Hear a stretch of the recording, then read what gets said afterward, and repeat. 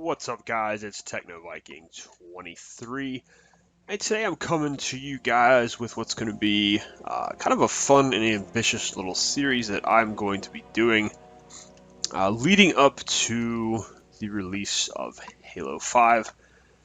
I decided that what I was going to try to do is I'm actually going to try to do a Let's Play where I'm going to play through every single Halo game leading up to Halo 5. So we're going to start with Halo Reach, and we're going to make our way through Halo Reach. Since it is technically like the prequel, it's the first game that happens in the timeline. So we're going to go through that, and then move on to Combat Evolved, Halo 2, 3, and 4. So should be pretty cool. And try to consider what I want to do for some of the games. I think for Combat Evolved, I'll go ahead and play through the Anniversary version on the 360, and that way I can play with the old school graphics if I want to. Halo 2, obviously, I'm going to have to play that on Master Chief Collection, which might be a little bit more difficult. And then I think Halo 3 and 4, I have both of those on Xbox 360, so I'll probably just go ahead and go with those. So if you guys haven't played any Halo games, this might have some spoilers in them for you, but hopefully this will give you a nice introduction to the universe. And I'm going to try to keep each one of these videos, I guess, around an hour, so we'll play as much as we can, and then start a new one. So we're going to get started here with Halo Reach, and throughout the cutscenes, I'm probably not going to commentate on anything. I'll just let you guys listen in, especially if you have not played these games before. It might be a good chance for you guys to catch up on the universe. So that having been said, let's go ahead and get started.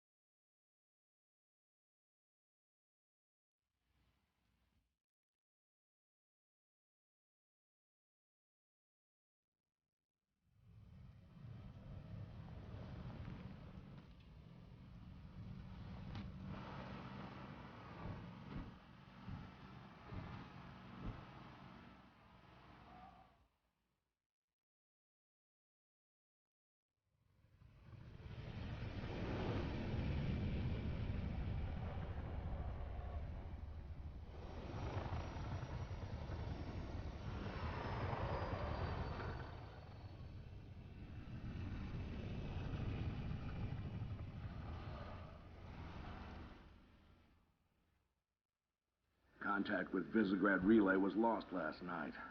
All signals flatlined at 2600 hours. I responded with trooper fire teams, which have since been declared MIA. And now you're sending us. The Office of Naval Intelligence believes deployment of a Spartan team is a gross misallocation of valuable resources. I disagree. Commander. So that's our new number 6. Cat, you read his file? Only the parts that weren't covered in black ink. Anyone claim responsibility, sir? Oni thinks it might be the local insurrection. 5 months ago, they pulled a similar job on Harmony. Hit a relay to take out our eyes and ears, then stole 2 freighters from dry dock. That cannot happen here. Reach is too damn important. I want that relay back online, Noble One. Sir, consider it done. Then I'll see you on the other side. Holland out. Lieutenant, Commander, sir. I'm Carter, Noble Team's leader. That's Kat, Noble 2, Emil and George 4 and 5. You're riding with me, Noble 6. Not gonna lie to you, Lieutenant. You're stepping into some shoes the rest of the squad would rather leave unfilled. Me, I'm just happy to have Noble back up to full strength. Just one thing, I've seen your file, even the parts the Oni sensors didn't want me to. I'm glad to have your skill set. But we're a team. That lone wolf stuff stays behind. Clear? Got it, sir. Welcome to Reach.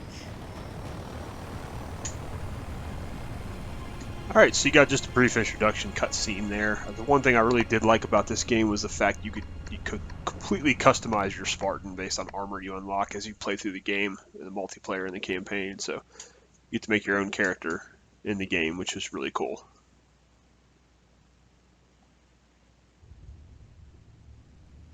Listen up, Noble Team. We're looking at a downed relay outpost 50 clicks from Visegrad. We're gonna introduce ourselves to whoever took it out, and then Kat's gonna get it back online. Get me under the hood, Commander. Sir, why would rebels want to cut off Breach from the rest of the colonies?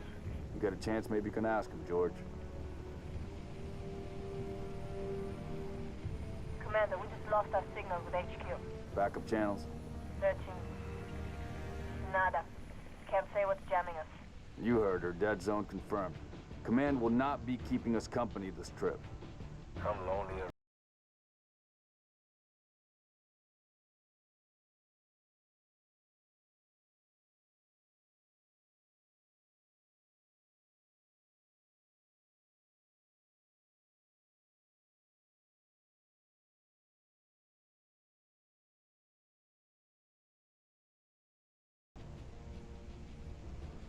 Shoot down attempts are likely, so keep your distance.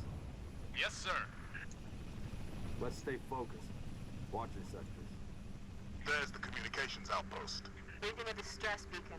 Alright, so we now have control finally, after that nice little introduction there.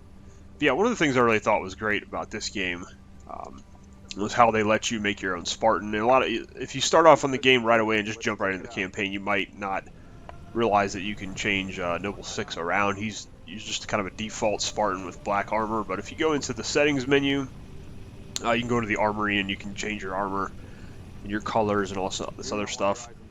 And as you play through multiplayer modes and other things in this game, you can unlock more stuff. You earn credits as you go through. You'll see it counting up on the screen as you make kills and you get medals and things. But it's your typical Halo game. You got to carry 2 weapons at one time, and you got your pistol, you got your assault rifle you start with. But Reach is this came out 2010, so this is kind of late in the Halo timeline in terms of when the game was actually released. Roger that. Eyes peeled. But it takes place prior to Halo Combat Evolved, and there was a book. You got the Fall of Reach. That's actually, they're going to be doing an animated series about that before Halo 5 comes out, or when Halo 5 comes out, you'll get access to it. But that's going to focus on Blue Team, which was Master Chief's team during the events that take place on Reach. This is Noble Team, who we're a part of here, which is they're kind of like a special ops team of Spartans, and they pretty much just go anywhere the UNSC needs them to go deal with stuff. So kind of the backstory is Noble 6 was one of their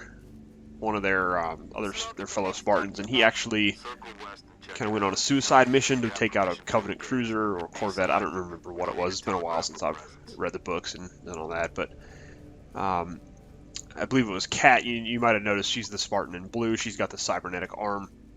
She actually was trying to run. If you've seen the commercial for Reach, and you've probably seen part of this, she was trying to run the bomb up to the gravity lift for this cruiser, and she got shot by a Banshee bomb. And then the first Noble 6, he actually took the bomb and flew up with his jetpack into the cruiser and blew it up in the middle, and sacrificed himself to pretty much win that battle. So you're kind of the replacement Noble 6 coming in. Now this is information you're not going to know from the game. You kind of have to know that from reading the books and things. But they do give a pretty good lore and information as you're going through the game. But Reach was one of the UNSC's first planets. It's kind of like an Earth. It's almost like Earth. It's one of their military hubs. They've got a lot of their fleet there. And this was right around the Covenant. They had first started encountering the Covenant. prior to this. So Master Chief is actually he's around, but he's out doing other stuff prior to these events, and then he's actually on the planet when, well, you'll see what happens, but he's actually already on the planet as well. And there's all kinds of fights and battles that take place all across Reach, but Noble Team is the focus of this game. And unfortunately, that really made there were a lot of fans who didn't like Reach. Reach is actually one of my favorite entries in the entire Halo franchise, but there's a lot of diehard Halo fans, and that just don't care for it that much. I think because mainly it does not follow the book 100% to the letter. They do make some different, they do take some liberties with things here and there, and the timeline doesn't exactly match up. The game makes it seem like Reach was only a couple days, but in reality, it was a battle that lasted for quite a while. And yeah, but anyways, I really do enjoy this game. It's probably like I said, the cool thing is, like, right off the bat, you get to make your own Spartan and customize your own character and kind of get your own guy in the game.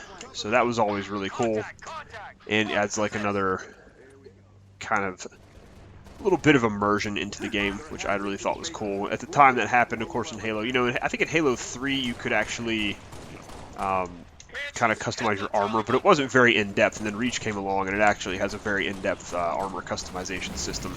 Actually, I really like the customization they gave you in this one versus what they put in Halo 4, and of course that was 343 and not Bungie, so it's a little bit different. They were kind of trying to make their own mark on the Halo series, and unfortunately I'm not a huge fan of the Spartan 4 armor designs they put into Halo 4, but that was for the multiplayer only. It didn't have anything to do with the campaign. Of course, the campaign you played as Master Chief, so it didn't really make much difference. And I think that's another reason a lot of people weren't really huge fans of Reach is, unfortunately with Halo, you do have a lot of Master Chief fanboys. And everybody, obviously through all the Halo games, you're playing as Master Chief, and then it's like all of a sudden they make this one, and it's like, oh wait, I don't get to play as Master Chief, and that was a lot of people didn't like that. I personally didn't care. I thought it was kind of refreshing, honestly, to play as a new set of characters and to be able to, like I said, customize your Spartan and play something a little bit different. And I like Noble Team. As you go through the game, they have personality, but they kind of stick to that same Spartan. They're very, very soft. They don't speak a whole lot. They're still that very militaristic style. And then when Halo 4 came out with 343 taking over, they kind of did the whole thing where they made the Spartans all talkative and they acted like a bunch of idiots. I really, that's one of the reasons I didn't care for Halo 4 a lot when it first came out, was I didn't like what they had done with the Spartan 4s. They took the Spartans from kind of this strong, silent soldier type to just making them seem like a bunch of college frat boys, is what I always call the Spartan 4s. So that's what they act like. They're acting like it's just a big party and they're out, hooping and hollering and just acting like idiots. But I guess there are some changes with the Spartan program that go on that sort of lends itself to that. If you guys follow along with the games, as you go through the games, that's another thing. The Spartan programs do change. In this game, you are a Spartan 3. Master Chief is a Spartan 2. He's like one of the original. And the Spartan 2s were a little bit more expensive to make, and they started as children. They were conscripted and then basically trained from a very early age to be in the military and just be these amazing soldiers. I believe in these games, the Halo games, Master Chief, at least in terms of when a Reach happens and some of the other, like if you saw the Forward Unto Dawn miniseries, which if you haven't watched that, I'd strongly suggest it. It's absolutely incredible. It's a live-action Halo series that leads up to Halo 4. It was a really amazing and well-done series they did, and in that, Master Chief is like 15 years old, but he's huge. He's like 7 feet tall, and just, because they put all these augmentations into the Spartans. It was a very expensive program, and a lot of the initial the children they brought into it did not survive, so they only, I think, had about a 50% success rate in terms of getting the Spartan soldiers out of that. With the Spartan 3s, which are mainly what Noble Team is, except for George. George is the big dude. He's a Spartan 2. And the Spartan 3s were a little bit cheaper in terms of a program. The Spartan 3s were a bit cheaper to manufacture, sort of. And they compensated for that by giving them more high-tech armor, better combat armor, weapons, and things like that. So it's a very long history and that's something else you find out in the books too. You find out about the Spartan program, and that changes throughout all the games leading up to Halo 4. You'll hear all kinds of stuff about that. So, and then of course, one of my other favorite things about the Halo games is the vehicles, and that's really what I love about what Bungie did with a lot of these games. Even 343 kept it to an extent, is you get to make use of vehicles in almost every stage, and you know, kind of like gives you some flexibility on how you can play. And you can see here I'm just running all kinds of stuff over. You can run over enemies and things, so it's pretty cool. So this first stage, you're just kind of getting into it, figuring out what's going on. You know, the Covenant the Reach was supposed to be like this top secret planet the Covenant would never find. You know, there are all kinds of the UNSC has all these different protocols involved with their space travel. So if you're being followed by a Covenant ship, or the Covenant are know what's going on, you have to make like several space jumps and slipstream jumps and all this other stuff, because you don't want the Covenant to find out where you are, like where the main planets are for the UNSC. And one of the other cool things I really did like about Reach was that if you read the books, the Halo book, like if you just play the Halo games, you don't get really the feeling of this. It's like Halo Combat Evolved, Halo 2, Halo 3. You know, you're just running around as Master Chief basically, and it's like 1 versus a million. You're basically fighting the entire Covenant like army by yourself. You do get the Arbiter for a little bit in some of the games in Halo 2, but for the most part, you're basically fighting this huge battle on your own, and you're just crushing the Covenant. I mean, you kick the crap out of the Covenant in just all those games. But if you read the books, the Covenant were just this just ridiculous, unbeatable army, and they had the UNSC on the run in just about every single battle they ever fought. It was kind of just almost a scorched earth type thing, where the UNSC was just doing all they could to escape and fall back, and Covenant were kicking their butts all over the galaxy. The Covenant were the superior military, they had the superior technology, the superior ships and everything. And when you play through Halo 1 or Halo Combat Evolved and Halo 2 and Halo 3, you just really don't get that sense that the Covenant are that big of a danger. I think in those games the Flood always kind of stole the show. But the Flood are one of the great villains in the Halo series. Unfortunately, they're not in Reach, except in a multiplayer mode. But for the most part, you don't have the Covenant here in the campaign at all. But the Flood were one of the most deadly enemies in this entire series. But yeah, it was kind of interesting how they do all that. But in Reach, finally, the Covenant show up, and in this game, you are basically kind of just fighting for survival. It's something you'll see as we get through this Let's Play, and I'll make sure I comment on it. When I get to certain points, is that you basically, and on some of these stages when you get towards the end of this game, you're fighting a losing battle. You're just trying to get, your victory in a lot of these stages is just managing to save some civilians or get some, evacuate some people off the planet. It's really a series of, you get a real feeling of dread that you're not going to make it in the end. It's very, very, very foreboding atmosphere, and it's very interesting that they finally were able, I thought, to capture the Covenant as this powerful military force, and show that humanity really did not have much hope. And that was the one thing, humanity really didn't have, until they found the Halo rings and unlocked more of the Forerunner secrets with Cortana and everything. They really didn't have much going on. So Reach was definitely good at capturing that aspect. And if you've read the Halo books too, you know that the Covenant were basically mopping the floor with the UNSC all over the place. So I thought Reach did a really good job of capturing that element of the story, much better than the other games did.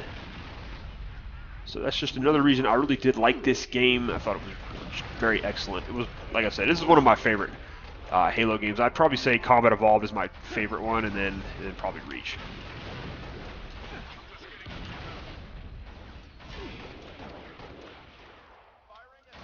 The other thing is too, they made the elites in this game really tough.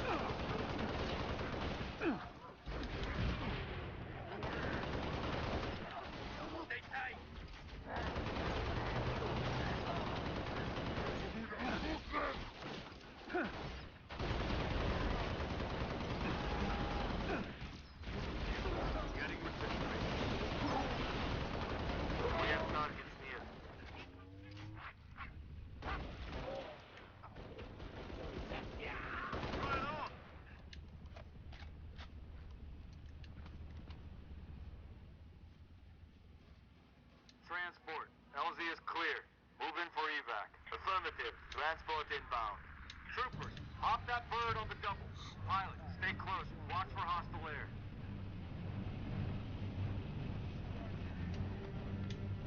Alright, well this is kind of just an introductory stage. They kind of, introduce you. If you haven't played the Halo games, it gives you a little bit of a tutorial, but well, for the most part, by the time this game came out, everybody had played Halo, so you had a pretty good idea of what to do. Can you beat it? I dial up my torch. We'll ride here in the Falcon. Gonna take some time. This is June. He's probably my least favorite character in this game. You got Carter, who's the leader, and then you got George, who's your big buddy here. He's one of my favorite characters in this game, George and Kat. Carter's okay, but he's kind of a Boy Scout. But June is like my least favorite character in Halo. He just whines and complains the entire time. He's just he's a sniper, and normally I don't have problems with snipers, but he's kind of a sissy. He's always hiding. He doesn't really go on many of the missions. Just kind of he stays up, like in this mission, he stays up in the Falcon most of the time and provides air support.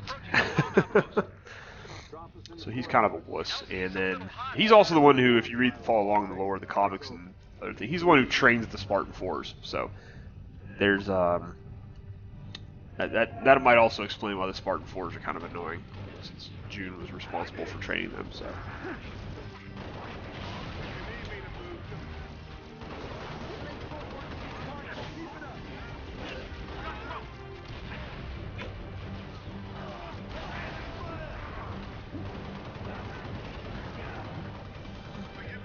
And another cool thing Reach did, Reach really did a good job. Well, actually, all the Halo games really in general do a pretty good job of incorporating the music into combat. How we doing, Kat? Taking a little longer than I hoped, Commander. I've cut about halfway to the door. Contact.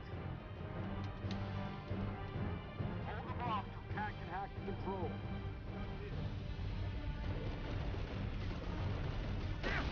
Hostile transport coming in.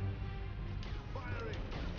And then Reach also made a pretty good use of most of the weapons in the Halo game. You can use pretty much all the different weapons and things. You got the Needler and the plasma rifles, and it kept the majority of the weapons from the games intact. It's kind of interesting, the evolution of the weapons in Halo throughout the game. Halo 1, you had the weapons were all pretty solid. Then Halo 2, they really went out of their way to adjust or kind of they really toned down, like the shotgun. The shotgun in the first Halo was amazing. The pistol was amazing, and then they really toned those guns down in the second game in Halo 2. Like all the UNSC weapons were like pea shooters, and the better weapons were actually, a lot of the alien weapons turned out to be better in Halo 2, and at least in my opinion. I remember playing Halo 2 and just being appalled at how bad the shotgun was. And they put the battle rifle in Halo 2, which is really cool. And unfortunately that weapon's not in this game. It's one of my favorite weapons in Halo. And then they made the battle rifle in Halo 2, but then it was very, very scarce. You didn't have a lot of ammunition for it. It just didn't seem like you could use it too much. But it's always been interesting to see the way they've done the weapons in the Halo games.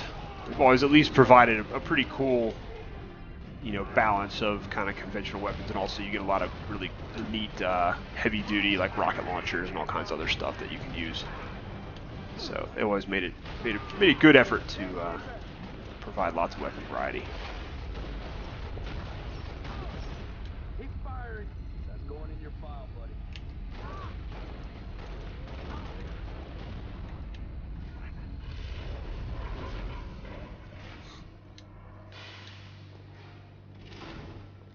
Roger that. I'm clear. Need something?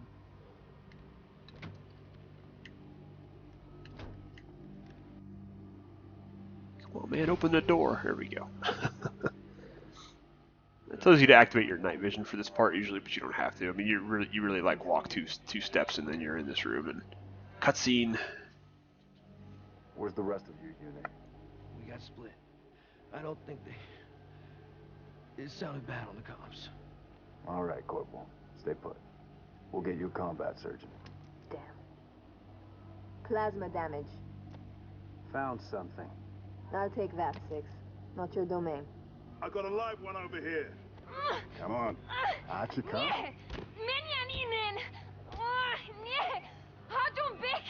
It's all right. We're not gonna hurt you. George. I got her. Keep still, and I'll release you. Eat Vanak. What's the status? Over! We've been engaged! Bad guy coming out!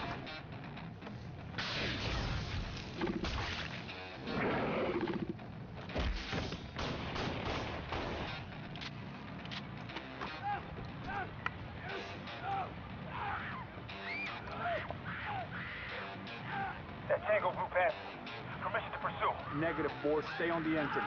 2, handle her. 5 and 6, clear the hole. I always thought this scene was kind of interesting because it's like there's 3 elites and 6 Spartans, and the elites just kind of tear right through you like nothing, you know. It makes you look kind of bad. That really should have been no problem for them to wipe those guys all out there.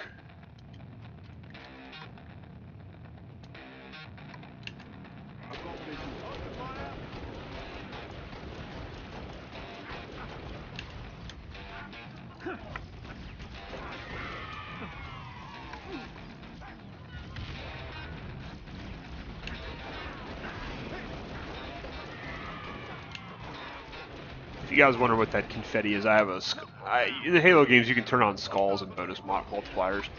That's actually a skull called Grunt Birthday Party, so every time you get a headshot to Grunt, they explode in confetti. It's pretty hilarious.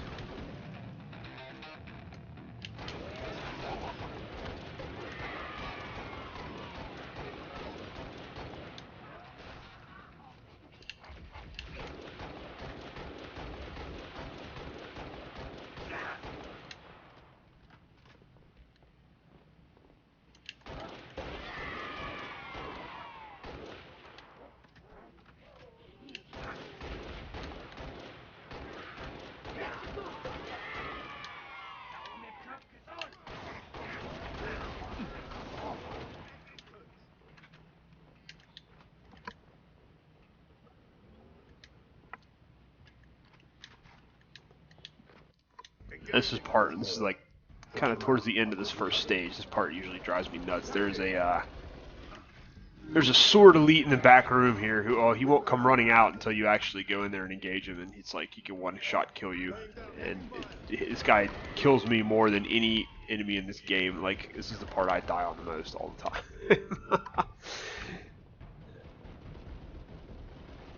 See if I can see where he's at. Okay, that's the guy from the first room. He runs away. Not a pistol. Okay, well, that's not good. Yeah, if you get too close, he'll come running out. He's in there. Yeah, there he is. And oh shit! Yep, there it is. I hate this part. Like, this is the first stage in the freaking game, and like they have one of the this, I don't know. This guy always, it just drives me nuts. I always die here like 500 times before I can kill this dude.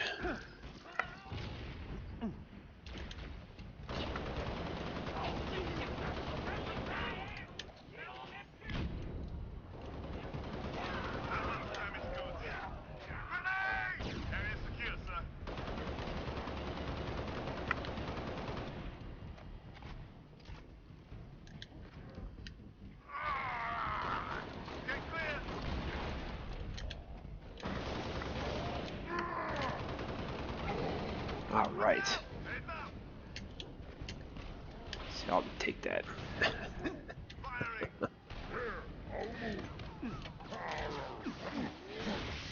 help if I could actually hit the guy. Noble 5 reporting. Targets neutralized. Cat needs you to reset a junction. Do it, get back here.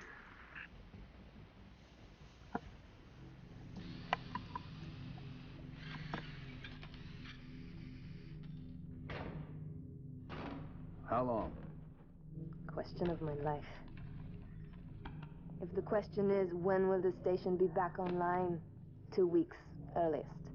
This is plasma damage. All major uplink components are fried. 2 minutes is too long. Which is why I'm splicing into the main overland bundle to get you a direct line to Colonel Holland. You're in my light, Commander. Find out what she knows.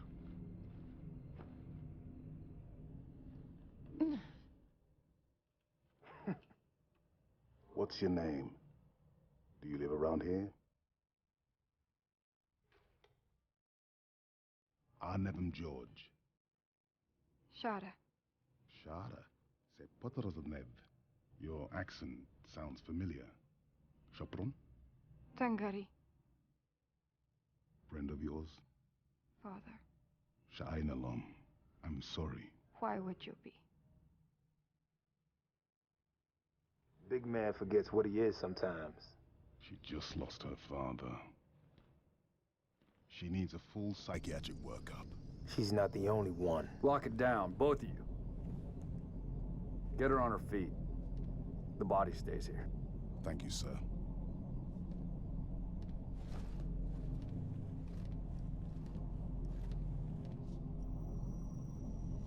Signal.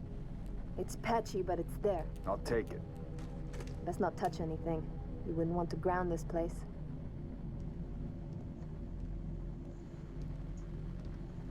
I'm barely getting you. What's your situation? Over? Colonel, this is Noble One. There are no rebels. The Covenant are on Reach. Acknowledge? Come again, Noble One? Did you say Covenant? Affirmative. It's the winter contingency. May God help us all.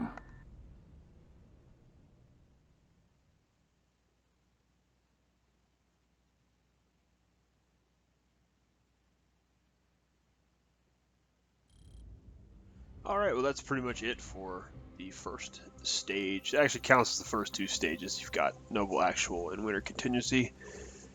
So that takes care of the first little bit there. You can go through and we're not going to bother really looking at score and all that stuff. So, alright, so we're going to move on to Sword Base, which is Mission 2. We're going to do everything from mission start here. Take a minute for this to load. But yeah, the cool thing is, like I was saying before, if you go into... I'm just looking at my challenges here. If you go into the armory, you can actually go through and kind of, you can pick from a whole different variety of armor. And then if you go into each one, when you purchase them, you can unlock different helmets. You can also buy little add-ons that make them look different, which is pretty cool. So there's all kinds of different options here. You can go, you can see, you can do your shoulders, chest, wrist, utility, visor, color, knee guards, armor. Firefight voice, you can change all any of the characters in the game. You can even do, you've even got, you got Buck, you can do Sergeant Johnson, Cortana, and even Master Chief. So lots of customization here. This is really great. And then the other thing, like you earn credits as you play through the game, and that's how you purchase more of those armor unlocks. And every day, if you look here, you've got challenges. This is one of the cool things. This game came out 5 years ago, and thankfully 343 still maintains Halo Waypoint and still maintains these challenges, so you can do the daily ones and get more credits, or you can do, if you manage to do the weekly, you'll get even more. So you see there, it's 150 games in multiplayer matchmaking this week, so that's for the dedicated diehards. Alright, so it looks like Sword Base is ready to go. I'm going to go ahead and jump in here. This is your second mission in Reach, and this one kind of has some more fun elements to it.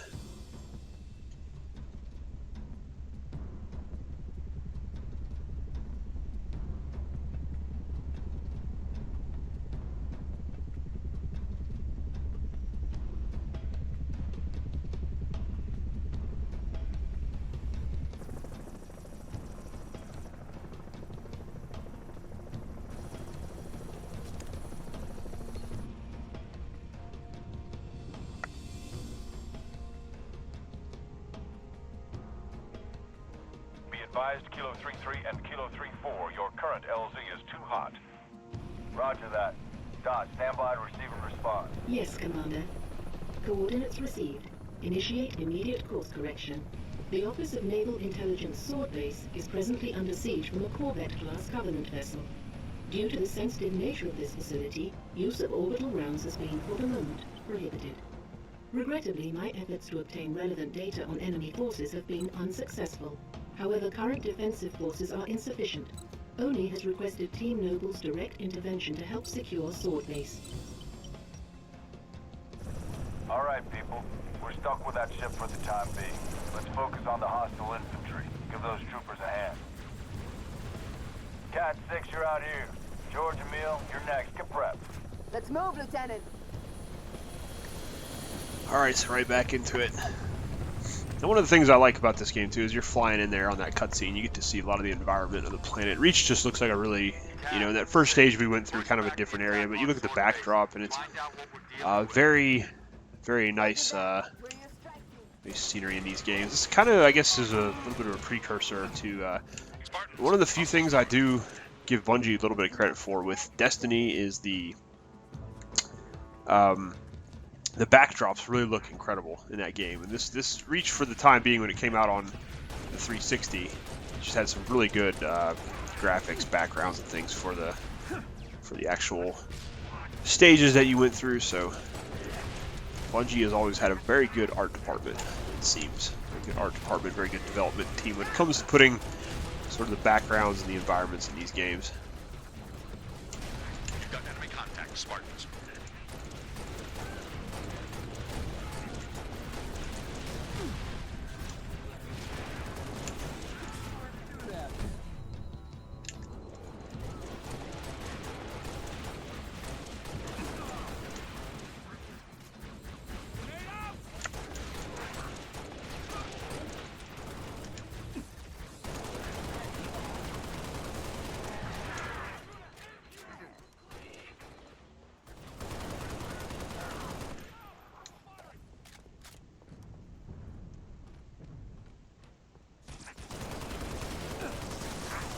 Kind of a fun stage. If you want, you can actually get into the forklift over there and try to run people over with it. It's pretty funny.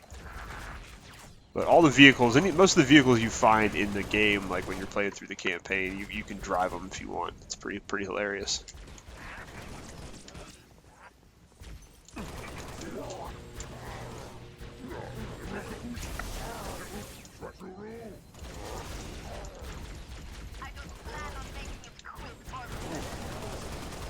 So you've actually got enemy AI that doesn't just stand around either, which is pretty interesting too in this game. The enemy AI was always pretty good in the Halo games. Unfortunately, your teammates' AI was not always the best.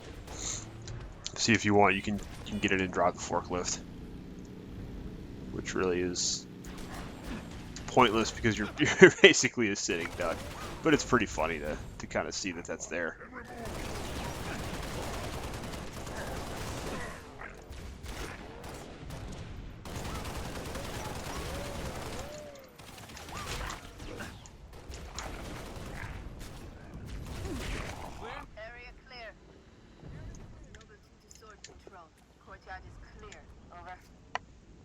Head for the main gate to the east. I'll brief you as you go. Sword Control, I see a target locator. Any artillery support in the area? This part's pretty neat. You actually get a laser designator, and you can use this to call in artillery strikes. But see, look at the backdrop on this. It's so cool. You got the big gas giant in the background, and you've got the giant Covenant cruiser up there just bombarding, and then you can see all the little ships and stuff. So it's pretty neat. In this part, you got these two wraiths. You're supposed to use the laser designator. Now, if you could manage to blow up both of these at the same time with this thing, you actually get an achievement. You see what happens here when it targets. It just rains fire from the sky and takes those guys down. So those medals we got on the right. I've already got the achievement, but you can see there we managed to take them both down.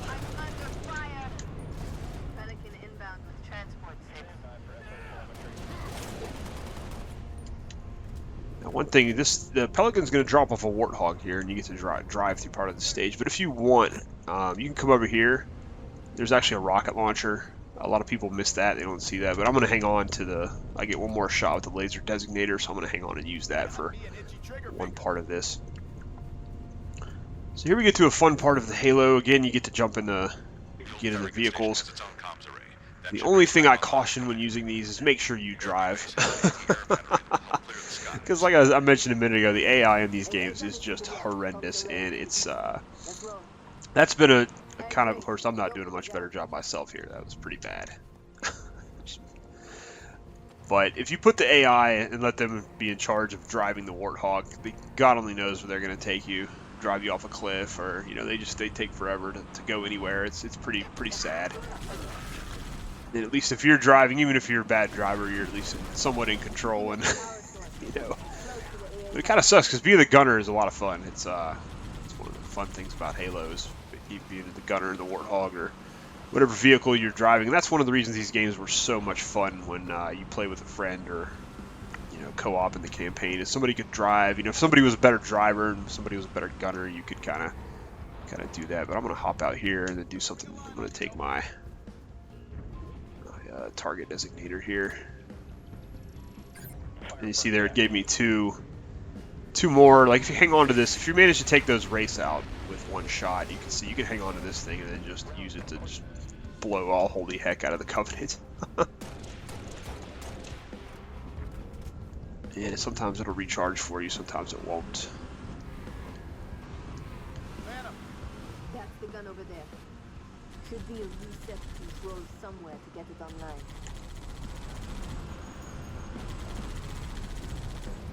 This part you basically have to go in and turn on the anti-aircraft guns. You can also go, there's a communications place you can also go set up, and it just depends on what you want to do. I suggest taking out most of these guys before you try to go up on top there.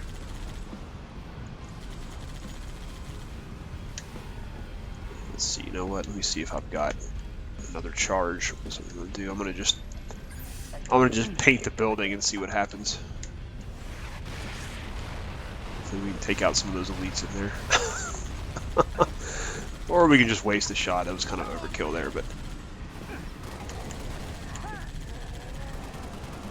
you see here the AI can do it. They do a good job shooting, but again, like I said, they don't do a very good job driving. So make sure you it looks like my designator is done there. I'm gonna grab some grenades and run upstairs and activate this gun so we can move on.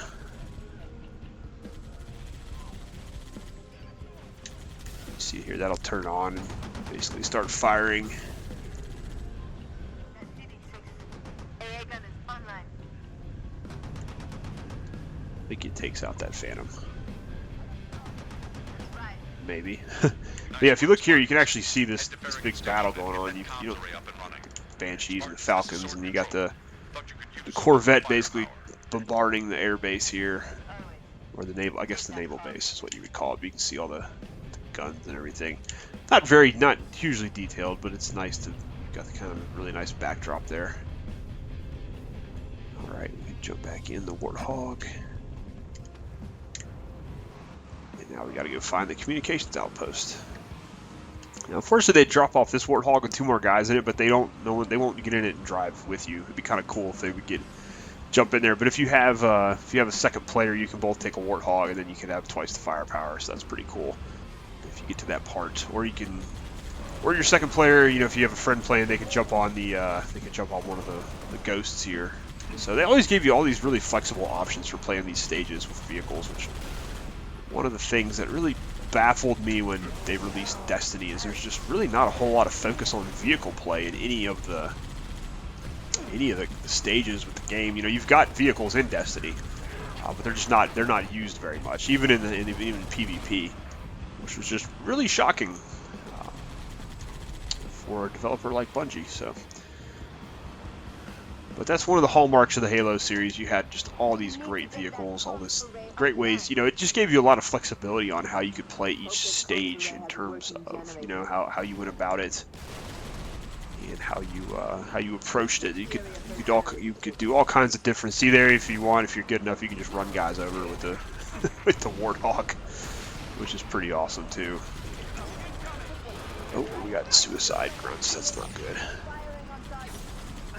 And here, I think this is called the Revenant. I'll show it here in a second. This other Covenant vehicle that fires these like tank blasts. There it is, right there. Yeah, you actually get to drive one of those in one of the later stages of the game. It's pretty cool. Now I'm just trying to take it out.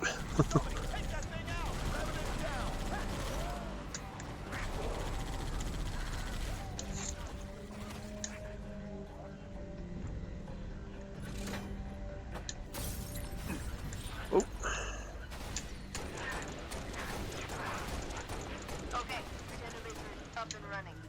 Find that Holmes array.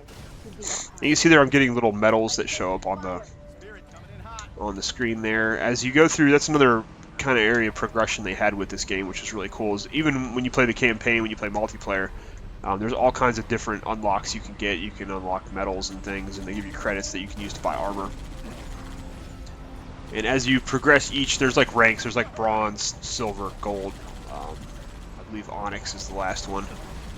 But as you progress through those ranks, it gives you more credits for doing those same feats, like in multiplayer. Like if you play Firefight and you get a bunch of heavy weapon kills, you get a certain amount of credits for each kill. So when you get those medals leveled up to like the onyx level, you get more credits. It helps you get your armor, gets your cool armor and stuff faster. So it's pretty cool. So he gave me another designate. I'm just gonna fry these jackals. That might actually be too close. Hopefully the warthog doesn't get hit.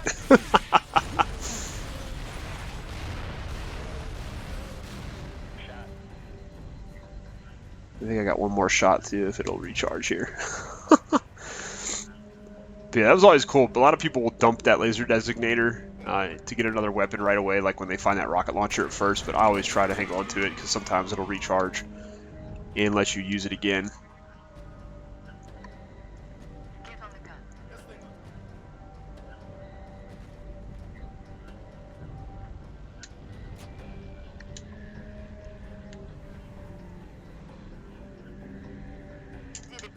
Wish I could try to blow up these guys.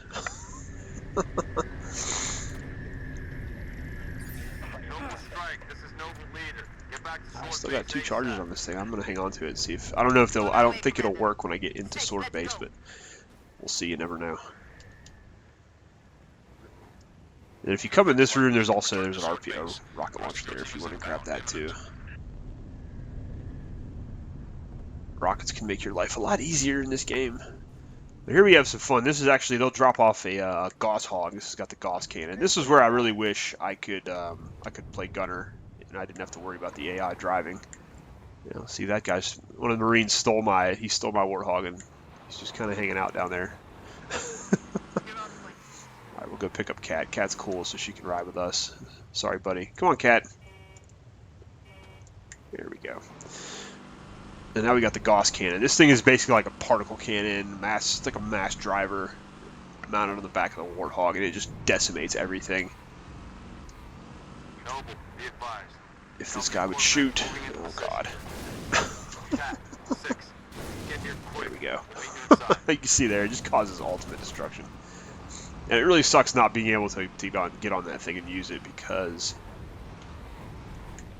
you have to basically drive or the other guys will screw up your... Now I'll be able to get on and use the... I'll show you how to use it for part of the stage up here. You basically have to blow up these, get rid of these guys to go up to the main gate. There's a... Take him down. Yeah, it basically one hit kills every single thing in this game, the Gauss cannon. I wish you could yank it off the warthog and just walk around with it. That'd be really awesome.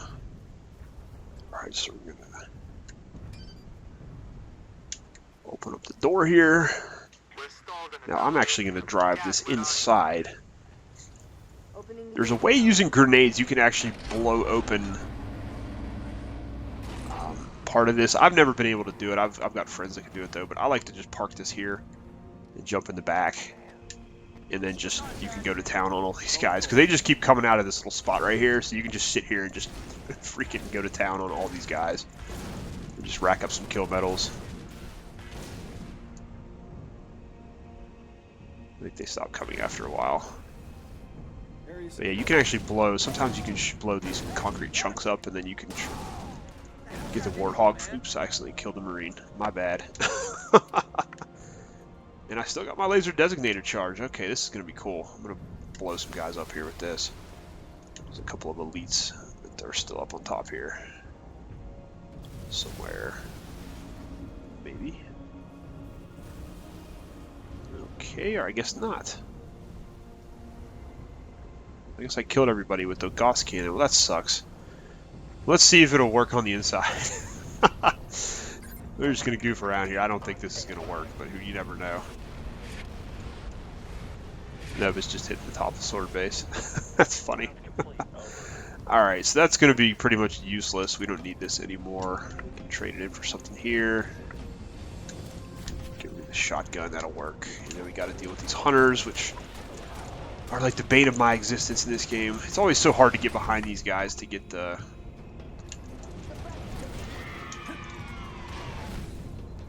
weak point. But we got a shotgun now.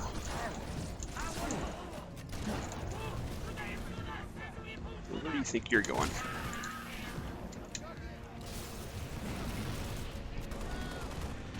Alright, well that works. We got somebody to take out one of the... And there's a way I've seen it also, you can actually get in the forklift and use the forklift to kill these guys, which I would not recommend trying unless you're incredibly good, because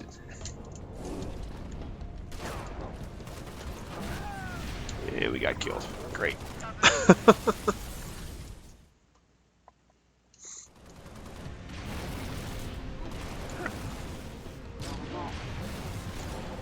If you're unfamiliar with the hunters, they're basically like these little slug, like worm-like creatures, and they're in this giant, like, cybernetic body. They're a lot like the Cabal from Destiny, if you guys play Destiny. In fact, that's one of the things I really thought was kind of interesting, is like they didn't even try to hide the fact they copied some of the Cabal enemies right off these hunter guys. These guys look just like the Centurions. But you have to get behind them and shoot them in the back. So this is really, it's a lot easier if you have two players, because one of you can distract them and the other one can sneak up behind. But you can see here my AI teammates aren't doing crap. You can also use grenades to hit them too, but it takes a while to kill these guys if you're not very good like me here. You can see it's like, because they always like will face, and then they'll charge you and like knock you halfway across the map and kill you. So you can see where all that orange blood pops off. That's basically when you hit them from behind. But they always, you know, are. It's very difficult. They always seem to be able to turn around at the last minute to. Okay, there we go, Cat. Nice. Do something for once.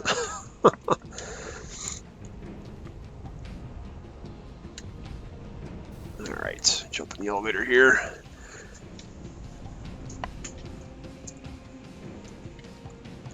But this is kind of a fun stage, you know, you get to play half of it on the vehicles, you get to play half of it kind of on foot using different weapons, but that's one of the things I always liked about Halo is, even though you are kind of going through a linear stage on the campaign, you know, they make it seem like it's a big wide open area, there's a lot of places to roam around, but you get to use those vehicles, which really makes it a lot of fun. It really adds sort of a different element to the gameplay in there.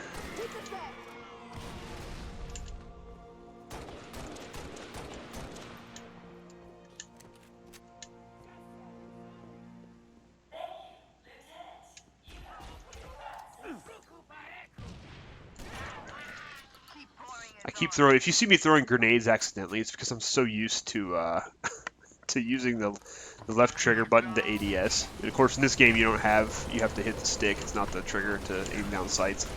That always gets me, especially when I've been playing other games for a while. Like if I've been playing Destiny or Mass Effect, it makes it a little bit more difficult to.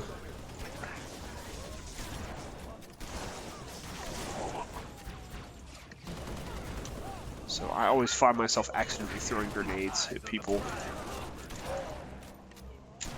Oh, he's not an enemy. I need to actually find some more ammunition here.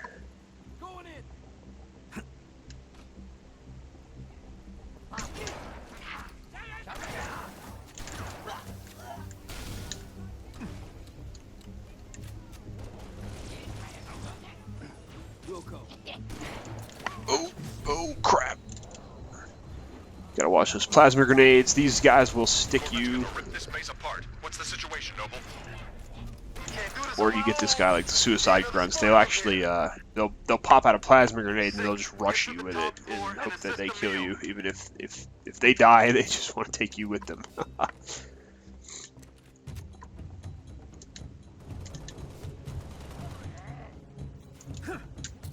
Oh, nice throw. That was a good one. It is the Needler. It's one of my favorite weapons in this game. I love how you just hold down the trigger and guys just die in a huge explosion of. See, here comes a suicide grunt. Make him You can see the Neither's always been one of the cool weapons in this series. I think I just love it how you shoot them in a bunch and they just explode.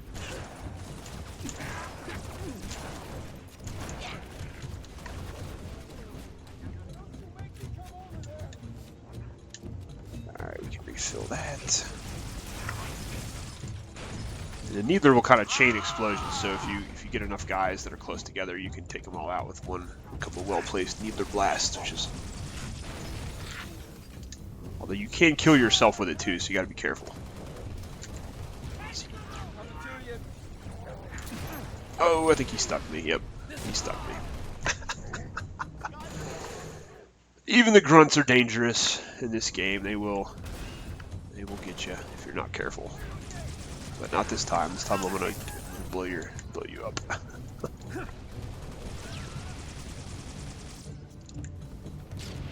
All set here. Got my eye on that one. I don't know what this guy's doing hiding down here. He's a special elite. He's worth 200 points. Alright, perfect.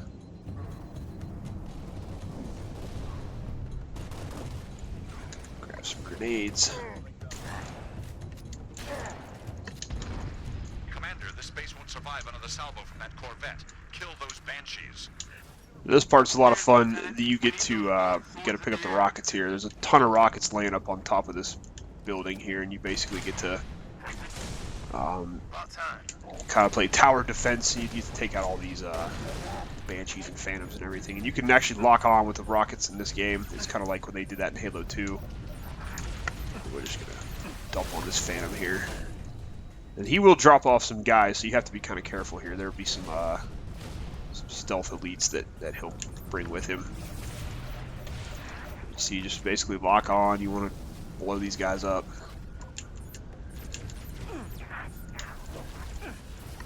Keep shooting, Noble 6. Lock down low. You see there's a cloaked elite there hiding. And we'll just see if we can nail him with a rocket. There we go.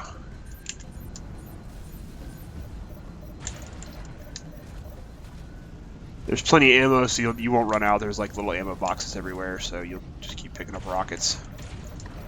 Just make sure you don't shoot one into that box right there, blow yourself up. I do that all the time. I got your number. Confirmed, all clear. We have targets near. This is kind of fun. This is like your reward for getting to the end of the stage. You just get to sit here and take out all the... Die, son of a bitch. That's the way we get it done, Spartan. That's pretty much it. We'll just take some... Double team, long swords are inbound and ready to push. Orbital defense is... Oh, I was going to take some pot shots at the Corvette.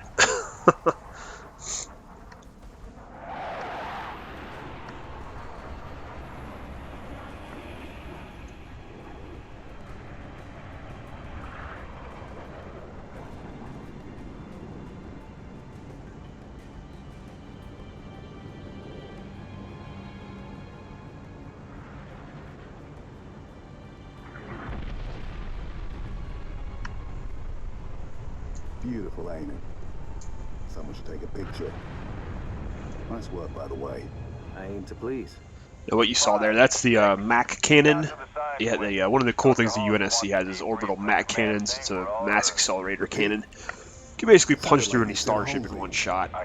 But they couldn't use it on the Corvette because it was too close to the base.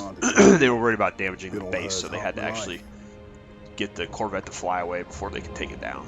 So,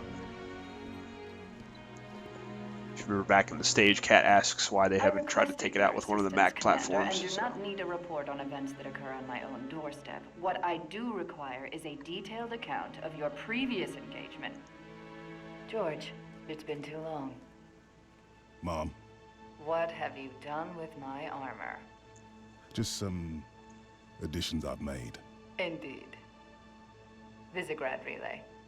Its data center was home to one of my xenoarchaeologists, Professor Laszlo Sorvad. Perhaps you could shed some light on his death. If he was a civilian male in his mid-60s, he died with a Covenant energy sword through his abdomen. Elites, then. They engaged us as well. It was just after we found your scientist's daughter, Mom. She was hiding in the... Irrelevant. The elites. Tell me more about them. 3, Zealot class. One got by us. The leader, from the looks of him. Zealots. You're certain? Their armor configuration matched. Shield strength, too. I gave the order not to pursue. Our primary objective was to get the station's relay back online. Your primary objective? Commander, are you a puppet or a Spartan? Ma'am? There are those at ONI, myself included, who believe the Covenant dispatch elite advance teams to hunt down artifacts of value to their religion. Survivor accounts suggests such teams are small, nimble, and almost always Zealot class. No doubt they came to the station for the abundance of ONI excavation data stored there. And you let them get away. Data retrieval was not a command directive. Even had we known, we had other more urgent matters to attend to. Like warning the planet. Professor Sorvad's final entry in his field notes made reference to a latchkey discovery. Latchkey. Not a word he would use lightly. So let's hope that the data module your Lieutenant Commander stole contains it. Cat? Before you ask, I was alerted the moment you attempted to access its contents, as I am with any unauthorized tap. That data is classified Tier 1. I could send you to the brig for interfering with my work. Maybe you'd like to join her. I'm sorry? We're currently under emergency planetary directive, winter contingency. I'm sure you're familiar with the punishment for civilian interference with the Spartan deployment. Are you threatening me, Commander? Just making a reading suggestion, ma'am. It's one of the best things Carter does all game. It's such a great line. But Dr. Halsey, if you pay attention to Halo, you know she's actually one of the people who spearheaded the Spartan program. That's why she interacts with George quite a bit. George is a Spartan too. She's very close to all the Spartan 2s. Alright, so it looks like we got a couple of commendations and some challenges done there, so we actually ranked up, we got promoted, that's good. And you get to rank up through the game, it unlocks some different armor and some other stuff that you can get, but that was pretty good. New armory items, see that's what I was talking about. If you go to the armory now, you've got new stuff that you can see little stars pop up. I've been playing this game for a long time, so I'm not one of the higher ranks, but I'm fairly up there. Let's see, I don't know is this one of them? You need to be at least commander. Okay, so I got a ways to go. But I don't know what it unlocked. Oh, I can buy the Mark V if I want to be Master Chief. So you can see there it unlocks some new shoulders. Prerequisites not met. You need to be at least commander. Oh, so it just unlocked. Looks like it just unlocked the no. Huh, that's weird.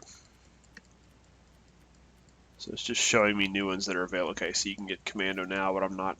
Yeah, so once I hit Commander, it'll unlock these two. I'll be able to buy those if I want. And you can see on the right there, it shows you what they look like if you go through. So unfortunately, I just unlock a new tier of gear there. I haven't actually unlocked it to purchase yet.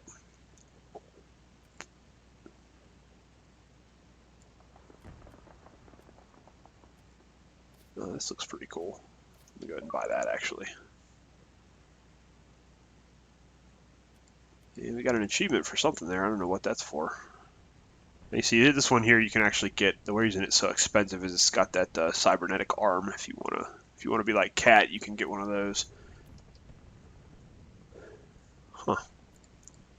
I'm not sure what that achievement was for. I think it's for buying a certain rank of armor in the armory. Anyways, guys, that's been the first 2 stages of Halo Reach. We're about an hour in, so I'm going to go ahead and end it now, and then we'll continue on with the rest of the game in another episode. I hope you guys enjoyed this Let's Play of Halo Reach. If you guys haven't played Halo, I hope this is going to be kind of a fun introduction to the series for you guys. And like I said, I'm going to be trying to get through all the games, all the way through Halo 4, kind of to lead up to Halo 5, which is a game I'm getting pretty excited about. So. Anyways, guys, feel free to leave any comments below. Hope you enjoyed this episode. Hope you're having a great day, and I'll see you again next time.